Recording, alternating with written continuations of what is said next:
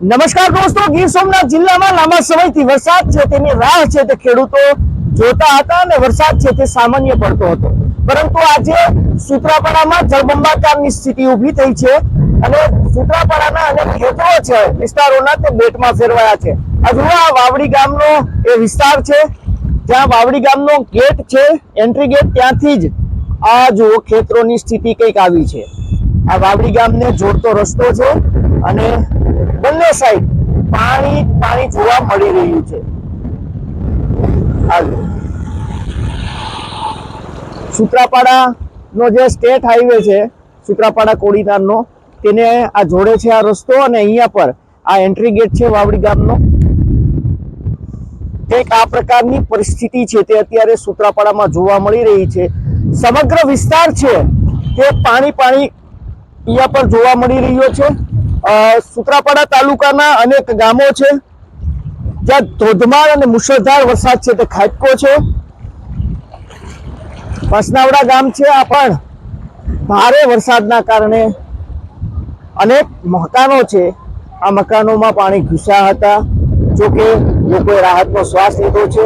સવાર પડતા વરસાદ છે તેને પણ વિરામ લીધો અને વિરામ લેતા લોકોએ રાહતનો શ્વાસ લીધો છે, કારણ કે ગઈકાલ સાંજે ધીમી ધારે અહીંયા પર વરસાદની શરૂઆત થઈ હતી અને ધીમે ધીમે વરસાદ છે તેનું રૌદ્ર સ્વરૂપ જોવા મળ્યું હતું. ગેટ બતાવીશ વાવડી ગામનો, જ્યાંથી ગામની અંદર જવાની એન્ટ્રી છે. હજુ આ વાવડી ગામનો ગેટ છે, અહીંયાથી ગામને જોડે છે આ રસ્તો અને આ એ ખેતરો છે જે સંપૂર્ણ જળમગ્ન થયા છે. સૂત્રાપાડા વિસ્તારનો આ જે રોડ છે, હાઈવે છે સૂત્રાપાડાનો, તેની બંને સાઈડના ખેતરો છે તે થોડા નીચાણવાળા વિસ્તાર છે, જેને લઈને દર વર્ષ આ સમસ્યા ઊભી થાય છે. જ્યારે ભારે વરસાદ ખાબકે છે ત્યારે આ પ્રકારની સ્થિતિ છે તે અહીંયા પર ઊભી થાય છે.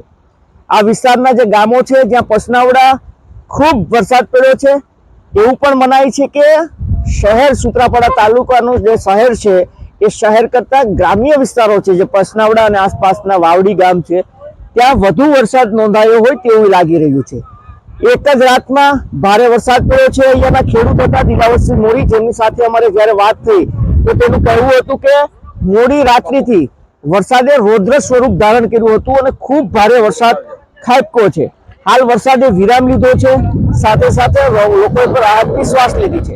ખેડૂતોમાં ખુશી જોવા મળી રહી છે, કારણ કે ખેડૂતો લાંબા સમયથી વરસાદની રાહ જોઈ રહ્યા હતા.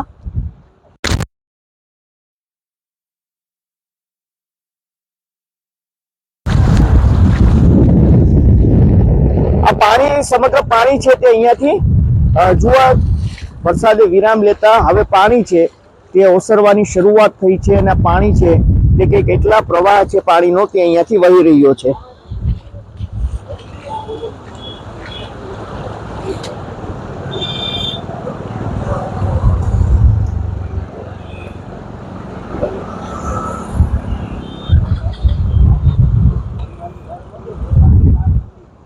ભરત,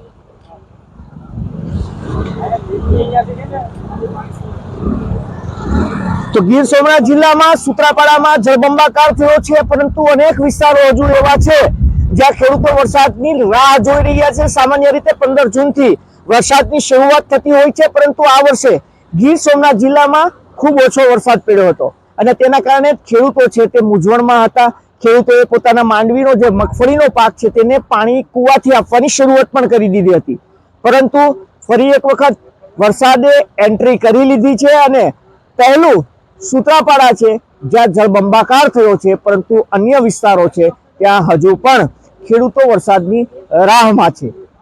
તમામ વરસાદની ખબરો જોવા માટે આપ અગર અમારી યુટ્યુબ ચેનલ નમસ્તે ગીર ઉપર નવા હોય તો જરૂરથી સબસ્ક્રાઇબ કરી લેજો, જેથી કરીને તમામ વિડીયો છે તે આપના સુધી પહોંચતા રહે. ફેસબુક અને ઇન્સ્ટાગ્રામ ઉપર આપ નવા હોય તો ફોલો કરી લેજો, જેથી આપને દરેક નોટિફિકેશનો છે તે અમારા સીધા મળે. ધન્યવાદ.